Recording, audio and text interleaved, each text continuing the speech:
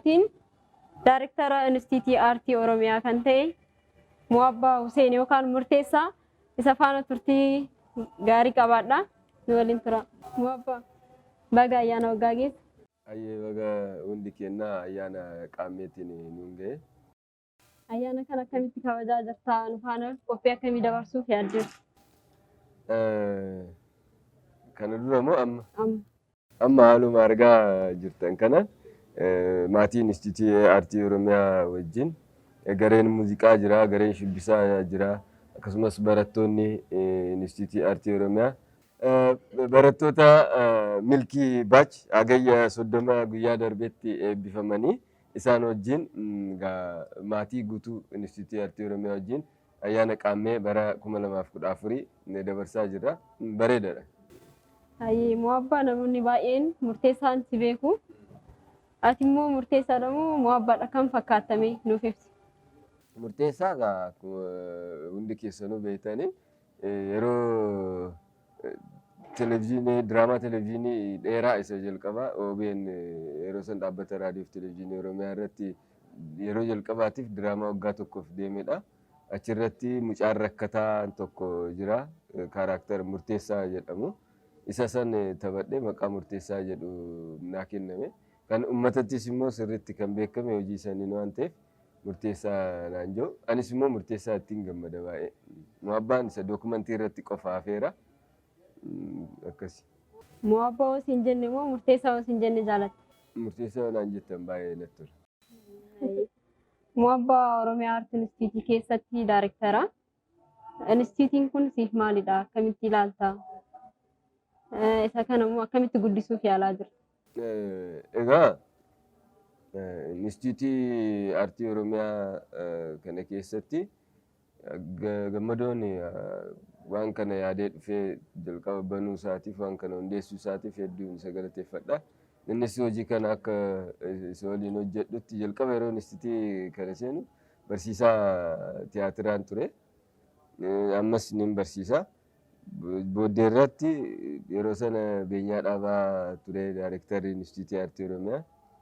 San booda Beenyaan akka sababa dhukkubaatiin dhaabnaan daayirektarummaatiin hojjechaa ture. Haga ammaattis hojjechaa jira. Beenyaan muuxannoo hedduu naa dabarseetiin darbee amma biyya alaa jira. Bakkuma jirutti immoo ayyaana gaarii jechuun barbaada. Inistiitiin kun egaa hundaa'e anaaf Inistiitiin kun abjuu koo ture. Industirii Aartii Oromiyaa keessatti hojii gurguddaa kan hojjetu piroodaakshiniiwwan teekinooloojii ammayyaa addunyaan kun qabuun hojjetamuu qaba afaan Oromoo, aartiin afaan Oromoo jedhee yaada. As immoo Inistiitiin kun waan hundaa'eef hojii kana hin hojjete jedhee yaada. Hojjechaatis jira. Muabbaa ayyaana irratti ayyaana baay'ee ture kanaan duras ammas kabajaa jirra. Mee ayyaana kana irratti waan si mudate yookiin kanaan duras waan si mudate nuuf ibsime?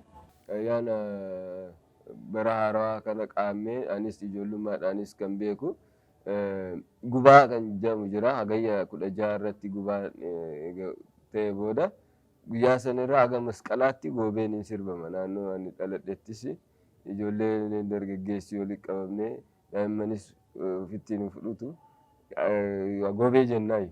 Yeroo baay'ee egaa goobee galgala irratti kan jennu saree si ari'aa dhoqqee keessa kufuun jira. Kunniin ijoollummaadhaan wantoota nu mudatanii caalaatti garuu ayyaana yeroo hundaa kan na keessaa hin banne ayyaanni ani hin irraanfannes yeroo hundaa waggaadhaan hawwiidhaan kan eegus ayyaana Irreechaati. Ayyaana Irreechaa egaa beektaa feestivaalli ayyaana sana irratti mul'atu guutuunsaa na gammachiisa. Uffata aadaatiin uummanni guutuun dabalamee ayyaana Irreechaa yeroo kabaju baruma haaraa. Anis immoo bara haaraa kiyya tokko jedhee kan jalqabu guyyaa ayyaana Irreechaa kabajarraa jalqabe waan ta'eef anaaf Irreechi tokko bara haaraa kan tokko jedhee itti jalqabudha.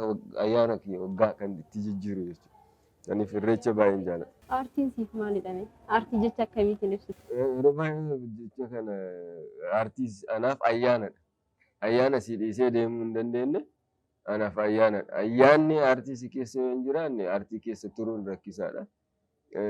hojii feete yoo hojjette kan itti boqattu yookaan immoo satisfaayi kan itti taatu miti. Waan ayyaana na keessa jirudha aartiin anaaf. Jechuma tokko ni ibsi ayyaanadha.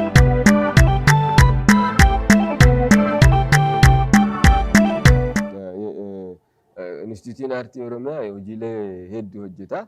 Tokko sadiitti qoodeetiin yoo siif ibse tokko leenjii kennuudha.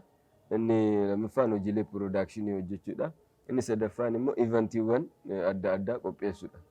Isa keessaa isa leenjii leenjisnu keessatti gama teekinooloojiitiin leenjii leenjisnaa. Akkasumas perform yookaan immoo gama dandeettii aartii irratti kan immoo hojjennu jira. Gama teekinooloojiitiin editingii kaameeraa gama editingiitiin teekinooloojiiwwan agar after effect kanneen sirriitti leenjisnaa jechuudha. Gama kaameeraatiin akkasuma. Gama dandeettii addaa yookaan immoo performaansii performing art isa jennu keessatti immoo kan tiyaatiraan ol qabatee muuziq qabatee shubbisa aadaa daansii ammayyaa kanneen gama performing artiitiin qabsiisneetiin into jenna. Akkasumas immoo visual art isaan jennu fakkii fi bobbocallee leenjisaa jechuudha. Gama leenjiitiin kanneen gama piroodaakshiniitiin immoo piroodaakshiniiwwan fiilmii ta'ee dookumantariiwwan adda addaa muuziq viidiyoo adda addaa ni hojjeta. Akkasumas gama eventiin yookaan immoo sagantaalee adda addaa qopheessuudhaan sagantaalee televezyiinii, sagantaalee faashin shoowwan adda addaa egeree taalent akkuma argitan akkasumas feestivaalota aartii garaagaraa qopheessuudhaan isteejiiwwan gurguddaa qabna. Isteejii meetira 17 olii kan deemu galma galma Instituutii Aartii Oromiyaa amma kireeffanneetiin Olee Aart Sinimaa duraan jedhameetiin itti hojjetamaa ture irratti hojjetaatiin jirra. Egaa gama leenjiitiin fi akkasumas gama piroodaakshiniitiin fi gara sagantaawwan adda addaa qindeessuu qopheessuu irratti hojjetaa jechuudha.